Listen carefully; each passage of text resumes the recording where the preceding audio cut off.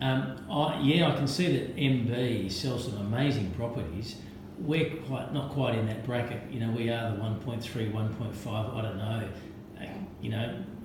Can you sell our place for a great price? Look, that particular price point, Hamad, is absolutely, the bread and butter of West Pymble. So if we look over our track record, so for example, over the last year, we sold 45 Bulwarra, so the house was really not dissimilar to yours. We achieved a result of 1.5 for that particular home. We went to auction on that campaign. Sorry, it distracted me. Furthermore, last year we sold number 7 Gloucester, achieving at the time a street record for that house, and that was in the 1.5 to 2 million bracket. Like many examples of having sold at that price point. Brilliant. All right. I guess, do you want to get to the fee now, or is there other stuff that you want to take me through? Look, I think, did you want to speak? I think it's probably useful for us to talk about how you might be presenting the property in a marketing campaign. So the house is looking fabulous at the moment, but have you got some plans for things you might be doing to the property in preparing it for taking it to market? Yeah, I guess the thing, we're thinking about putting a deck in the back or grassing the whole thing. Right.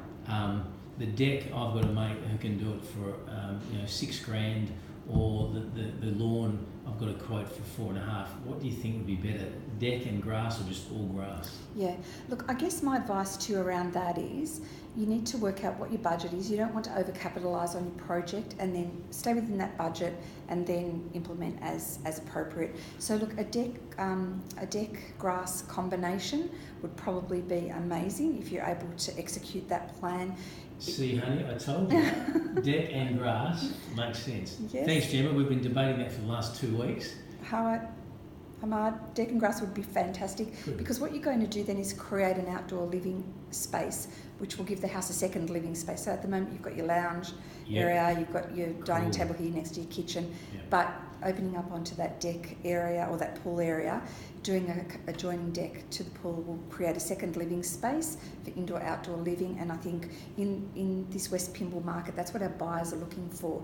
They love 3 bedrooms, ideally a couple of bathrooms, and in this property you do have your main bathroom, which has been beautifully renovated, and your outdoor shower facility. But creating that second living space is really going to be just such an attractive point to purchasers. The other thing is, next door is absolutely riddled with pests and asbestos. Yeah. Ours is free of all that, but we don't really want to do a pest and build. What's your thoughts on that one? Okay. Look, there's a number of ways you can approach that. So I even have colleagues who have very disparate views on this. So some people say no pest and build. If a buyer's enthusiastic about a property and very serious about it, they will complete their own pest and building inspection. From my experience in West Pymble, which is obviously an area that is surrounded by bush, it's an area that attracts bugs. So what we like to do in our campaigns is ensure that every obstacle that may be presented to us down the path is actually attended to beforehand. So with a vendor undertaking a pest and build inspection, and they're truly not that expensive, a few $100s when you're looking at, a multi-million-dollar project here is really, a drop in the ocean. I love to encourage you to undertake a pest and building inspection so we can know what we're dealing with. So if there is some past termite activity, we know that is there, we can talk about it, we can say what's been done to address it. If there's some structural difficulties, we know what's there. We've got an opportunity to remedy any of those situations prior to going to market or not, but at least then we're able to talk to prospective purchasers. There's no surprises. We want to eliminate all surprises during our campaign so that when we get to the pointy end of our campaign, we're able to move smoothly into an exchange settlement situation. I have an example. I was selling a house in the middle of last year, and our vendor was particularly determined not to complete a pest and building inspection. We just worked with them and, you know, ultimately influenced them to complete a pest and building. We were ready to go to market, and the pest and building inspector actually found live termite activity. Wow. in one of the living areas of the house, completely unbeknownst to the vendor, and we had to then postpone that campaign. We would not take a house to market with active termites, and so that thwarted their plans. It had some impact on them financially. It meant that we had to defer the campaign for 4 to 6 weeks, and it's really much better if we can just know those difficulties up front and address them. So yeah, I'm a fan of pest and build. Okay. Now, we had a look at the marketing sheet you sent through. Again, we love your marketing. I wondered if mistakenly an extra zero was put on, because compared to Ray White, it's pretty expensive. Yeah. Look, we never position ourselves as the cheapest company with regard to our marketing costs. Where we do, you certainly don't look cheap. Well, we don't. We look very beautiful. So, as I was saying, we never position ourselves as the most inexpensive option for you. We position ourselves as a presenter of premium product in terms of the marketing material that we supply, and it is my belief that it's second to none. And what this is all about for you is attracting the most number of buyers to your home during the campaign period, so that we can create a contest. That's our goal, to bring as many buyers to your home, to create a contest. And so I mentioned to you earlier in this meeting that there's 3 main areas. There's the presentation of a property. So we've just had some conversation about, decking and pest and build and what have you. We're now talking about the promotion of the property, and that's our job. This is where we are experts, and this is where we come into our own, and we have a very particular look and feel.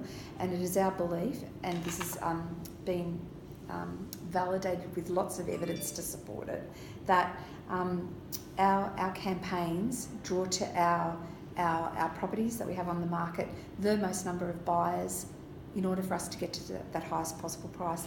So some of the things about, you will see our internet campaigns, our brochures, really worthwhile pointing out is our award-winning photography in those brochures. It's really different to anything anybody else does. Some of the stuff I've seen online for you guys is stunning. I love the dogs. Dogs and people. We occasionally have models or cool. Owners. And this is all about creating this, we call it a lifestyle feel.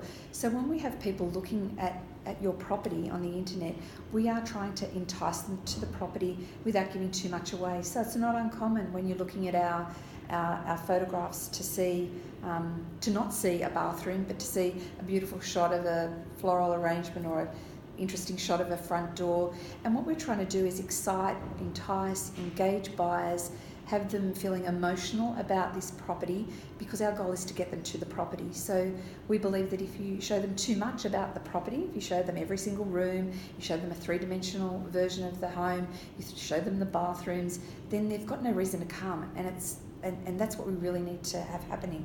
We need to get them to the properties. So our promotion, whilst you've mentioned a little bit more expensive than some of our competitors, there's a great deal of thought that's been put into the promotion of our properties, and as I've mentioned a couple of times now, it's all about maximising the number of buyers. Sure. Sorry, Amar, just before you go on, excuse me, I just wanted to say to you, we talk about small numbers and big numbers here. So the big number when you're selling your property is the amount, is the value that we sell your property for. That's the big number. So am I right, or is my wife right? 1.3 or 1.5? Well, I'm thinking now, just looking at the property, that this property, appropriately priced, would be absolutely within that range. And I'm thinking more around the 1.3 at the lower level. And we talk about adding a 10% range onto that, bring us up to 1.43. If we're pricing this property right and hitting the nail on the head, based on the evidence that I've got here and our comparable sales that you've seen, I think that's the range. But what we are excited about doing is actually exceeding that range and getting into that 1.5 level that Hawa's interested in. And that's the only way we're going to do that, is to have multiple parties interested in the property, competing on the property, and getting emotional purchasing happening. Right, okay. So the 1.5, it's just don't think it'll happen? I think, Hamad, we're not able to actually, we don't have a crystal ball. So what I'm saying is this is an entry-level property into West Pymble, and there'll be a great deal of interest in this property. There's lots of young families that want to move into the area. Many other Upper North Shore areas are inaccessible to them. And so I really do think this is an excellent property on which we can create a fantastic competition. Right, okay. Is there anything, I guess that gives us lots to think about. I guess how soon, we've got to decide on who, but how soon can you go to market?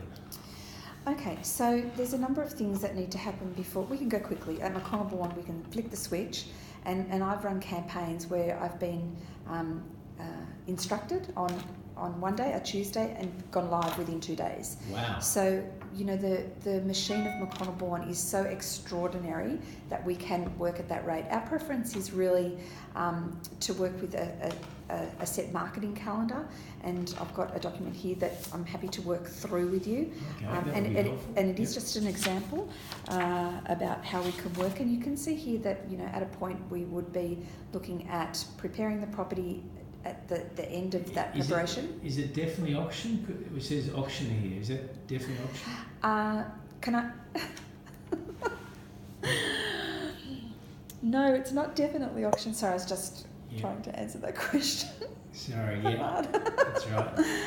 I love that calendar. It looks really great. It's fantastic. So excuse me, sorry, I should focus more. That's okay. That's fine. So we can talk about that later. But I think now your question really leads into the strategy that we would be deploying on this property, and I think in this market, this is really a worthwhile conversation. Last year, we really had one size fitted all, and every property that we took to market, it was an auction campaign. We were in on a first Saturday, 4 Saturdays, 3 Wednesdays, ran an auction, usually exceeded vendor expectations. I went to that one around the corner with that guy from the radio. He was a cracker. Well, Vic LaRusso. Vic LaRusso is another one of our absolute gems. Vic is an award-winning auctioneer, and he is absolutely in a league of his own. Well, he was a cracker. He was. He's fantastic. He works exclusively for McConnell Bourne, so no other agencies are able to get their hands on him. And he is absolutely, as I said, in a league of his own. So we have witnessed him time after time after time, exceeding vendor expectations. So if we went to auction, we could get him. You would definitely have Vic. We only use Vic LaRusso. I've been to an auction just 2 weeks ago, and no one put a bid in. And seriously, the vendor was crying. Yeah.